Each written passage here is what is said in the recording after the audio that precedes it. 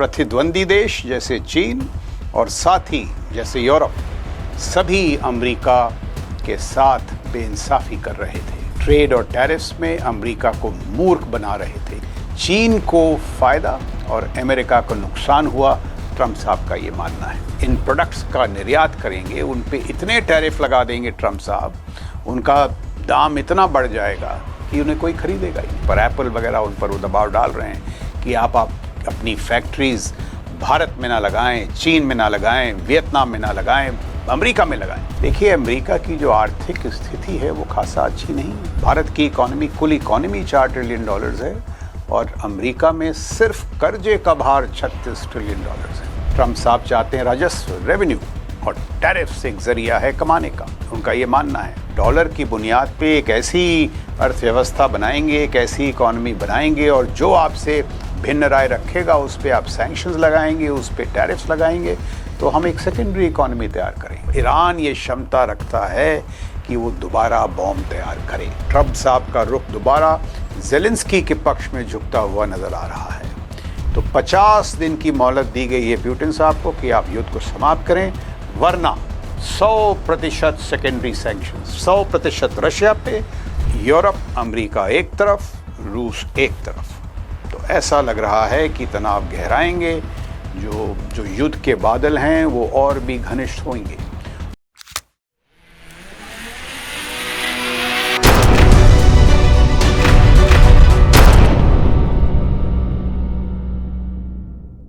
जय हिंद दोस्तों, नमस्कार। ऑन टारगेट की इस कड़ी का शीर्षक है टैरिफ्स, ट्रेड और ट्रंप 2.0 के दस्तूर, ट्रंप 2.0 के दस्तूर, अ हार्ड न्यू वर्ल्ड।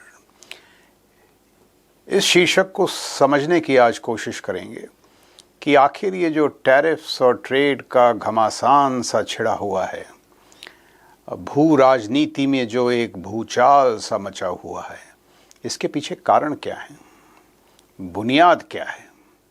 अंतर्राष्ट्रीय प्रणाली का जो नया कठोर सा ढांचा उभर रहा है, हार्ड न्यू वर्ल्ड, कठोर ढांचा, उसकी जो नई रूपरेखा है, उससे क्या उम्मीद की जाए, किस प्रकार की परिणाम की संभावनाएं हैं।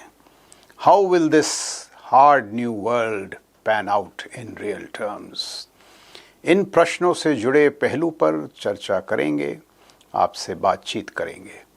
तो टैरिफ्स, ट्रेड, ये जो टैरिफ्स और ट्रेड्स का जो सिलसिला है, ये मागा मूवमेंट, मागा का आपने नाम सुना होगा, मेक अमेरिका ग्रेट अगेन, ये ट्रंप के विचारों के चारों ओर ये एक बड़ा मेगा मूवमेंट है जिसके बड़े सूत्रधार हैं। स्टीव बैनन का आपने नाम सुना होगा, ऐसे अन्य ट्रंप साहब के करीबी हैं, मेगा मूवमेंट को चलाते हैं, make America great again. Mega movement का एक प्रमुख स्तंभ है कि ये जो मेगा मूवमेंट की मुहिम है उसका एक महत्वपूर्ण अंक है टैरिफ्स। ट्रंप और उनके मेगा मूवमेंट के जो साथी हैं, उनका ये मानना है कि कई दशकों से टैरिफ्स और ट्रेड्स, शुल्क सूची और व्यापार की जो प्रणाली है, उससे अमेरिका के साथ अन्याय हो रहा है। वो मानते हैं कि ये जो पूरी प्रणाली है ये अमेरिका के बरखिलाफ है। वो ये भी मानते हैं कि समस्त विश्व, प्रतिद्वंदी देश जैसे चीन और साथी जैसे यूरोप, सभी अमेरिका के साथ बेइंसाफी कर रहे थे। ट्रेड और टैरिफ्स में अमेरिका को मूर्ख बना रहे थे। ये ट्रंप साहब की शब्दावली है। उनका कथन है that America has been fooled and has been at the receiving end of unfair trade deals.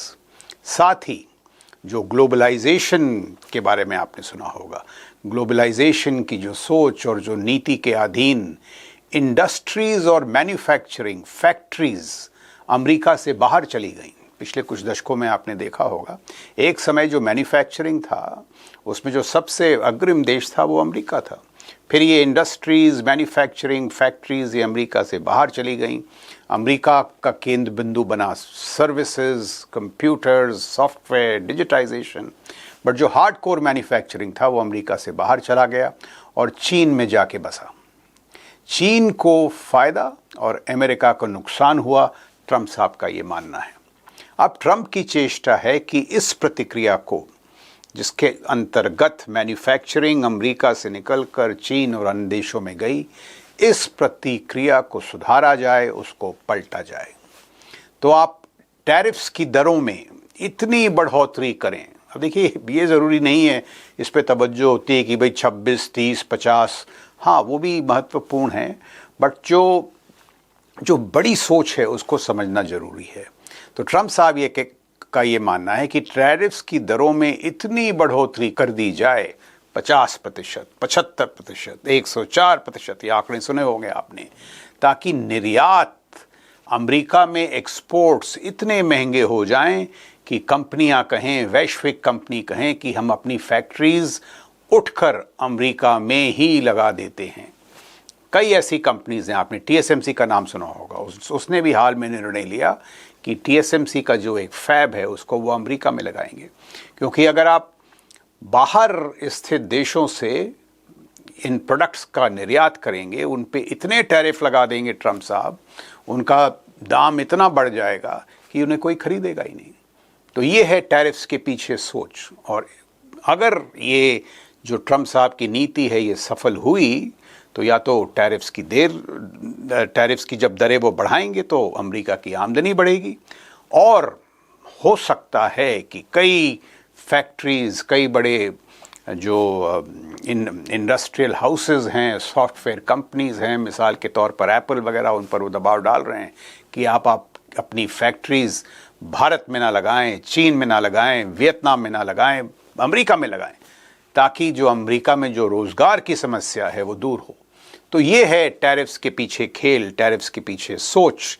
और जैसे मैंने आपको बताया, TSMC जो सेमीकंडक्टर्स की बड़ी कंपनी है ताइवान में, उसने और कई कंपनी उसने पेशकश की है कि वो अपनी फैक्ट्रीज़, अपने फैब्स, अपने लैब्स जो हैं उनका स्थापन अमेरिका में करेंगे। ट्रंप साहब यही तो चाहते हैं, क्योंकि जो आपने एक नाम सुना होगा, रस्ट बेल्ट, अमेरिका के वो इलाके जहां एक समय पर मैन्युफैक्चरिंग की बड़ी तादाद थी, मैन्युफैक्चरिंग बड़ा सफल था, फैक्ट्रीज थी, वो अब एक रस्ट बेल्ट में तब्दील हो गया है। और जो पिछला उनका चुनावी कैंपेन था, उसमें उन्होंने, ट्रंप साहब ने जाके जो रस्ट बेल्ट की आबादी है उसको विश्वास दिलाया कि वो फैक्ट्रीज़ को वापस लाएंगे, ताकि वहाँ जो रोज़गार वगैरह की जो समस्याएं हैं उसका हल निकले। Manufacturing and jobs must return to the rust belt and America, ये है ट्रंप साहब का मानना। और जो टैरिफ्स के पीछे जो सोच है वो कुछ इस प्रकार की है, मैन्युफैक्चरिंग वापस आए अमेरिका में, रोज़गार के अवसर बढ़ें, ये है टैरिफ्स के पीछे बड़ी सोच। टैरिफ्स का एक और महत्वपूर्ण उद्देश्य है राजस्व, revenue, to secure revenue for America. देखिए, अमेरिका की जो आर्थिक स्थिति है वो खासा अच्छी नहीं है। कर्जे का जो भार है अमेरिका पे, $36 ट्रिलियन। भारत की इकोनॉमी, कुल इकोनॉमी $4 ट्रिलियन है, और अमेरिका में सिर्फ कर्जे का भार $36 ट्रिलियन है। इस कर्जे को, इस पे जो आप ऋण चुकाते हैं, डेट सर्विसिंग, उसका खर्च प्रतिवर्ष $1 ट्रिलियन है। और ये जो संख्या है, अगर आप उसके जो रक्षा खर्च है उससे तुलना करें तो उससे ज़्यादा है। अमेरिका का रक्षा खर्च तकरीबन 950-975 बिलियन डॉलर्स है, और जो डेट सर्विसिंग है उसकी दर $1 ट्रिलियन है। और अगर आप इतिहास पढ़ें, जब भी किसी राष्ट्र की जो डेट सर्विसिंग की दर है उसके रक्षा खर्च से ज़्यादा होती है, तो उस राष्ट्र के पतन का आरंभ हुआ है। आप इतिहास में जाएं। तो इन सभी कारणों की वजह से ट्रंप साहब चाहते हैं राजस्व, रेवेन्यू, और टैरिफ्स एक जरिया है कमाने का, उनका ये मानना है। तो राजस्व भी एक आर्थिक आवश्यकता है, और कर्जे को कम करने के लिए जो एक उपाय है वो है टैरिफ्स के ज़रिए। टैरिफ्स बढ़ाएं, आमदनी आए और कर्जा कम हो। एक सपना और भी है मेगा तबके का। जैसे मैंने कहा, टैरिफ से राजस्व की आमदनी हो और कई सालों बाद, दशकों के बाद उनका ये सपना है कि अमेरिका के अंदर इनकम टैक्स का अंत किया जाए, खात्मा किया जाए।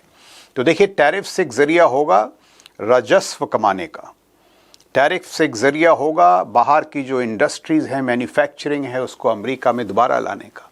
और अगर ये जो पूरा उपाय है ये सफल हो जाता है, ये स्कीम सफल हो जाती है, तो एक समय शायद ऐसा आए जब इनकम टैक्स लगाने की ज़रूरत ना हो। कहते हैं कि कई दशक पहले अमेरिका में ऐसा हाल था, इनकम टैक्स लगता ही नहीं था। तो ये है खुशहाल देश का सपना कि हम दुनिया से राजस्व कमाएंगे, हम मैन्युफैक्चरिंग वगैरह वापस अमेरिका में लाएंगे, और एक बार आप अमेरिका में आ गए, आपको इनकम टैक्स देने की ज़रूरत नहीं होगी, और बिज़नेस जो है वो और तरक्की करेगा, इंडस्ट्री में खुशहाली आएगी, और अमेरिका जो है दोबारा एक महान राष्ट्र बनेगा। Make America great again. ये एक और ये उपाय इसलिए भी बहुत उपयोगी हो सकता है क्योंकि दुनिया भर से जो प्रतिभाशाली लोग हैं, बिजनेस हैं, वो अमेरिका में आके बसेंगे। क्योंकि आप उधर आए, अगर आप प्रतिभाशाली हैं, आप बिजनेस अपना लगाएंगे, बिजनेस आपका बढ़ेगा, कोई इनकम टैक्स नहीं।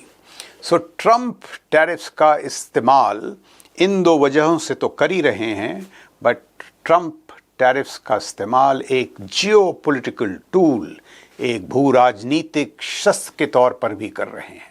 आप देखिए, हाल ही में ब्राज़ील से आप किसी कारणवश नाराज़ हैं, विपक्ष के नेता जो हैं बोल्सोनारो, उनके बरखिलाफ जो मौजूदा ब्राज़ील के राष्ट्रपति हैं, वो जो कार्रवाई कर रहे हैं, ट्रंप कई दिनों से, कई महीनों से उनसे प्रार्थना कर रहे थे कि आप ये कार्रवाई बंद करें।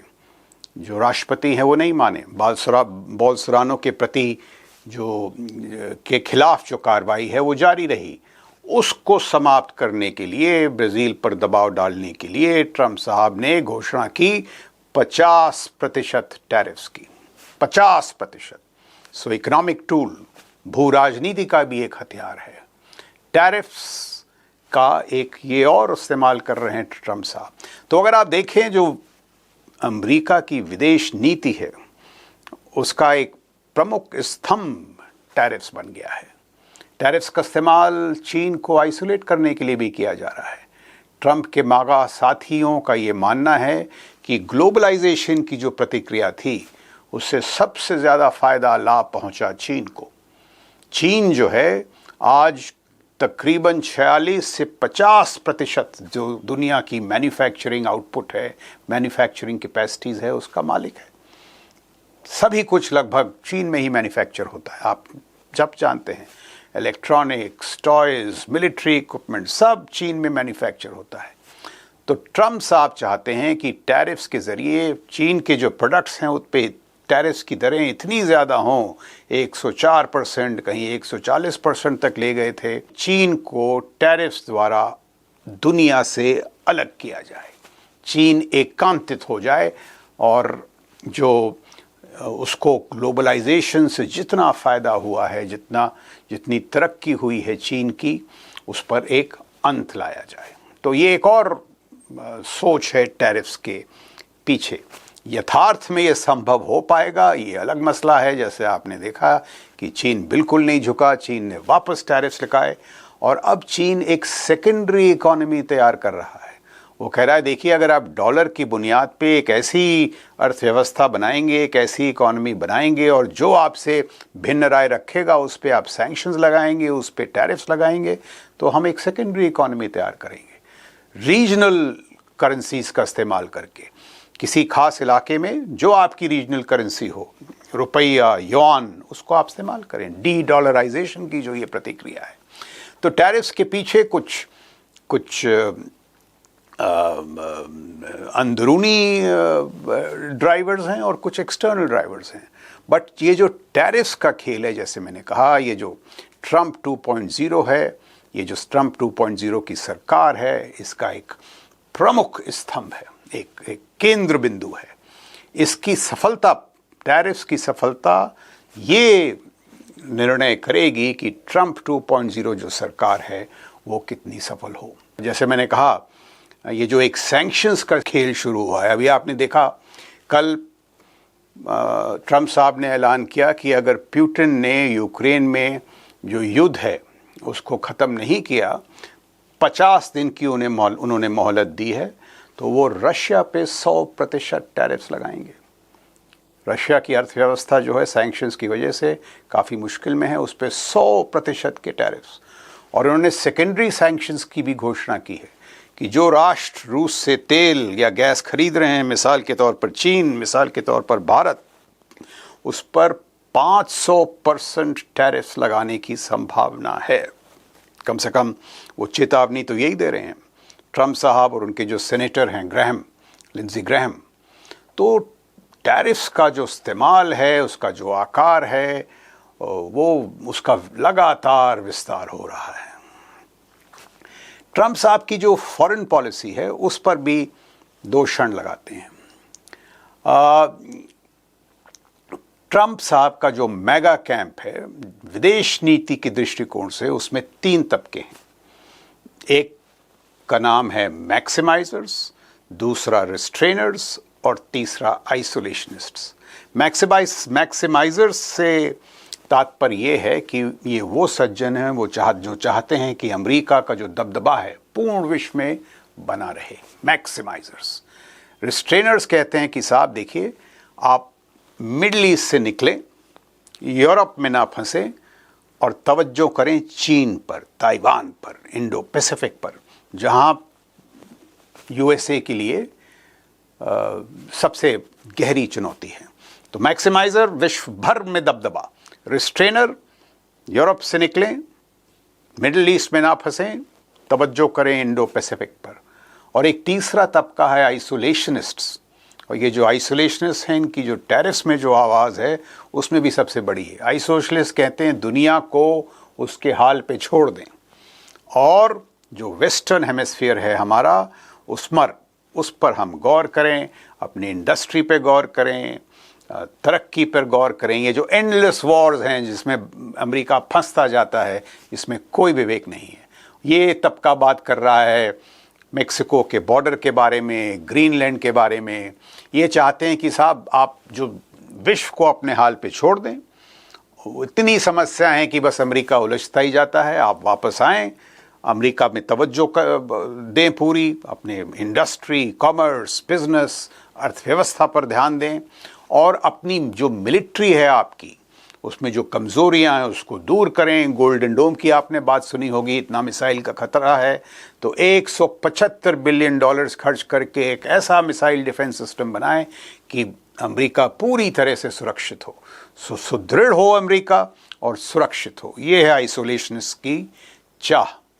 जहाँ तक विदेश नीति का सवाल है, वो अमेरिकी विदेश नीति वो इन 3 तबकों के बीच बटी हुई है। ट्रंप के जो भूतपूर्व नेशनल सिक्योरिटी एडवाइज़र थे माइक वॉल्ट्स, वो ये जो मैक्सिमाइजर्स थे उसके नेता थे, और लोगों का मानना है कि क्योंकि माइक वॉल्ट्स को अभी धर किनारे कर दिया गया है, इससे तात्पर्य ये लोग लगा रहे हैं कि कम से कम जो ये मैक्सिमाइजर्स की नीति है इसको ट्रंप साहब नहीं अपनाएंगे, कि दुनिया में अमेरिका का दबदबा बना रहे। ये जो नीति है इसको फिलहाल ट्रंप साहब नहीं अपनाएंगे। तो मैक्सिमाइजर्स आर आउट। अब बात करते हैं रिस्ट्रेनर्स के बारे में। इस रिस्ट्रेनर्स की जो प्रमुख आवाज़ है वो है एल्ब्रिज कोलबी, जो हैं अमेरिका में under secretary of defence policy, रक्षा नीति के। वो इसका नेतृत्व कर रहे हैं और ताइवान से कह रहे हैं भाई आप अपना रक्षा खर्च बढ़ाएं। F-35 को फिलीपींस ले जा रहे हैं, और जो एडमिरल पपारो हैं उनके साथ मिलकर जो सैन्य प्रणाली है अमेरिका की फर्स्ट आइलैंड चेन में ताइवान के इर्द गिर्द, उसको मजबूत कर रहे हैं। और लगातार ट्रंप साहब को राय दे रहे हैं कि साहब देखिए आप ईरान में ना उलझें, इजराइल जो है आपको ईरान में उलझाने की कोशिश कर रहा है, यूरोप में तो बिल्कुल ही ना फंसे। अभी देखिए कल जो डील हुई है, ट्रंप साहब ने ऐलान किया है कि यूक्रेन को पेट्रियट्स और कुछ काउंटर ड्रोन सिस्टम्स दिए जाएंगे। पहले क्या होता था कि अमेरिका जो था ये सिस्टम्स जो है देता था यूक्रेन को, और अमेरिकी खर्च पे ये सिस्टम्स दिए जाते थे। अब एकदम उन्होंने साफ कर दिया है कि भाई हम आपको हथियार तो देंगे लेकिन पेमेंट्स करेगा नेटो। 2 हफ्ते पहले जब ट्रंप साहब नेटो समिट में गए तो उनको एक बड़ी सफलता मिली। पहली बार मेरे ख्याल से करीब 60-70 साल के बाद सभी नेटो देशों ने ये माना है कि वो अपना रक्षा खर्च 5% बढ़ाएंगे। 2% बढ़ाने को तैयार नहीं थे, अब 5% की बात हो रही है, और सब ने कहा है कि हम 5% बढ़ाएंगे। तो ये तो ट्रंप साहब की जो विदेश नीति है ये एक बड़ी सफलता है रिस्ट्रेनर्स के लिए। मैं मानता हूँ एल्ब्रिज गोलबी के लिए बड़ी सफलता है। और इसके फलस्वरूप जो रक्षा खर्च में बचत होगी उसका निवेश ताइवान और इंडो पैसिफिक में किया जाएगा।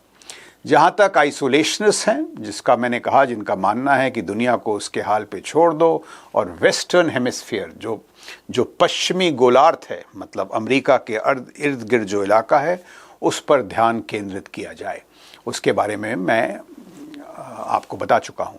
ये जो कैंप है इसका ये मानना है कि जो ट्रेड बैरियर्स हैं, ट्रेड टैरिफ्स की दरें, उनको भी बहुत ऊंची कर दी जाए। तो हाई ट्रेड बैरियर्स के अधीन आप टैरिफ लगाएं, राजस्व आए, सारी मैन्युफैक्चरिंग जो है वो अमेरिका में शिफ्ट हो, या अधिक मात्रा में अमेरिका में लोग फैक्ट्रीज लगाएं, और अमेरिका जो है अपनी अर्थव्यवस्था पे ध्यान दे, अपने एयर डिफेंस सिस्टम्स पे ध्यान दे, अपनी सेना को मजबूत करने में ध्यान दे। और ये कहते हैं एक बार हम पुनः मजबूत हो गए, हमारे जो कर्जे के जो भार है वो कम हुआ, फिर देखेंगे कि विश्व के साथ हमें कैसे निपटना है।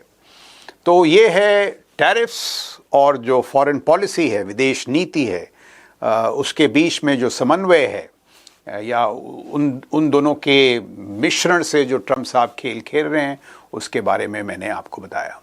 अब अंत में पश्चिमी एशिया पे नज़र डालेंगे और यूक्रेन में, क्योंकि यहाँ भी कुछ बहुत महत्वपूर्ण गतिविधियाँ हुई हैं पिछले कुछ हफ्ते महीनों में। जहाँ तक ईरान का सवाल है, अब तो ये लगभग, वेस्ट एशिया की बात कर रहा हूँ मैं, अब तो ये लगभग स्पष्ट हो चुका है कि राइजिंग लायन जो इजराइल की सैनिक कार्रवाई थी 2 हफ्तों की, और मिडनाइट हैमर जो आपने देखा होगा, जो B-2 बॉम्बर्स की स्ट्राइक हुई थी फोर्दो, नतान्ज और इस्फना पर, कि ये जो सैन्य सफलता के बावजूद ये जो दोनों ऑपरेशंस थे, ये सैन्य दृष्टिकोण से तो बड़े प्रबल रहे, दे वर रिमार्केबल। लेकिन आप देखें ईरान ने किस तरह से 30 जनरल्स को निकाला, 10 साइंटिस्ट को निकाला, साइबर अटैक्स, ड्रोन अटैक्स, जो एयर अटैक्स हुए हैं वो बेहद सफल रहे।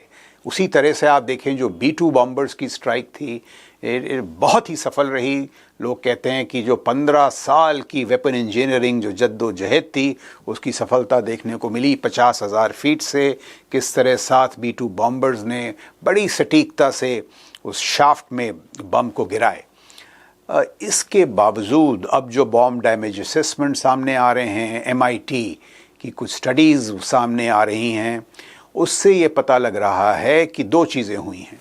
एक तो जो हाईली एनरिच्ड यूरेनियम था, 90% से ज़्यादा यूरेनियम जिसका इस्तेमाल होता है बम बनाने में, वो ईरान ने ये स्ट्राइक से पहले ही निकाल लिया।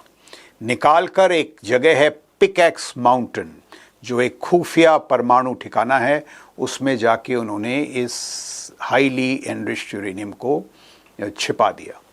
और जो फोर्दो, नतान्स वगैरह में जो सेंट्रीफ्यूजेस थे, उन पर नुकसान अवश्य हुआ है। जो ईरान का प्रोग्राम है वो शायद 1-2 साल से पीछे कर दिया गया है, लेकिन नष्ट नहीं हुआ है। जो तकनीकी विज्ञान है, जो परमाणु डिज़ाइन की जो कल्पना है, अभिकल्पना, वो अभी बरकरार है। मतलब ईरान ये क्षमता रखता है कि वो दोबारा बॉम्ब तैयार करे।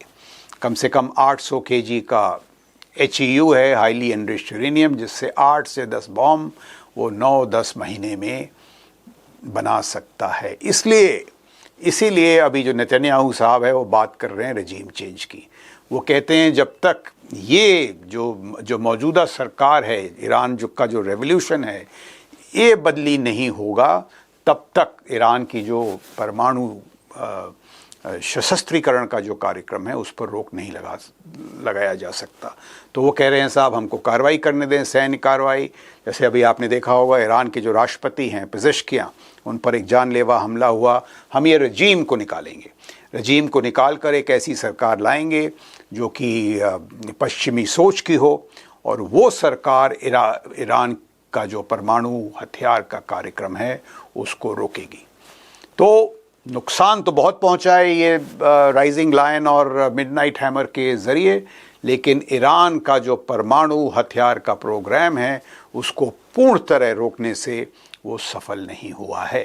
तो ये है वेस्ट एशिया या मिडिल ईस्ट के बारे में जो हाल ही में घटनाएं हुई थी उस पे एक टिप्पणी।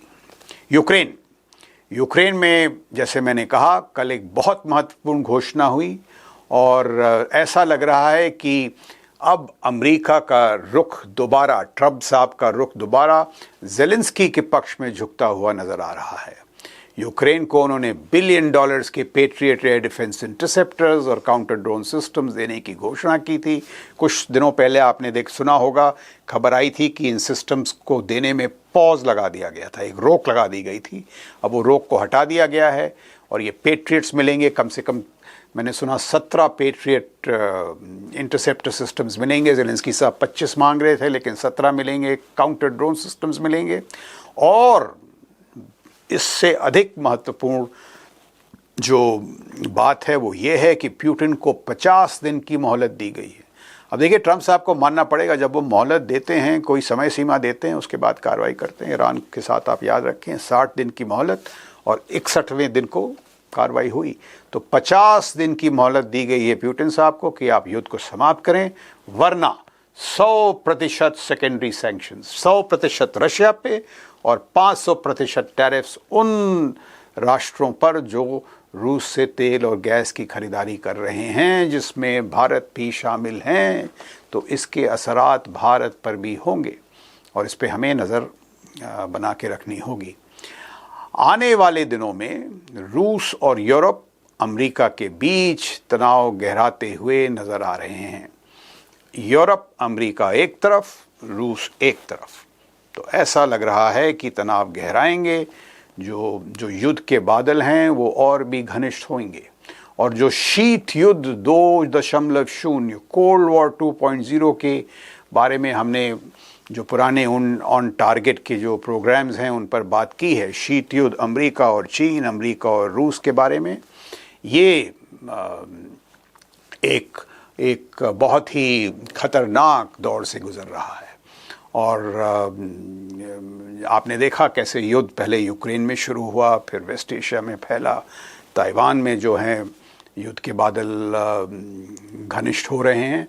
तो शीत युद्ध 2.0, कोल्ड वॉर 2.0 भी मेरे को गहराता हुआ नज़र आ रहा है। ताइवान में अमेरिका साथी देश एलाई से वार्तालाप में है। भाई वो ये पूछ रहा है अभी स्पष्ट, कह रहा है जापान आप बताइए, ऑस्ट्रेलिया आप बताइए, साउथ कोरिया आप बताइए, अगर हम चीन से ताइवान के मसले पर युद्ध करते हैं तो क्या आप हमारे साथ खड़े होंगे या नहीं, स्पष्ट कह रहे हैं। और ये भी कह रहे हैं बताइए आप रक्षा खर्च कितना बढ़ा रहे हैं। ताइवान से तो उन्होंने कहा 10% आप बढ़ाएं, जैसे उन्होंने यूरोप से बढ़ाया है। तो ताइवान में भी जो तनाव है, जैसे आप देखें रक्षा खर्च बढ़ रहा है, जो सैन्य प्रणाली है अमेरिका की उसको मजबूत किया जा रहा है, टैंक्स हाइमार्स भेजे जा रहे हैं, F-35 जैसे मैंने कहा फिलीपींस में लाए गए हैं, गोल्डन डोम की तैयारी की जा रही है मिसाइल से बढ़ते खतरों से जूझने के लिए।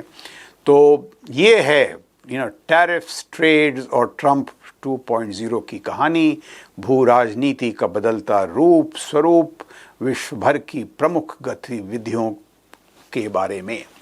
आज के लिए इतना ही, धन्यवाद, जय हिंद।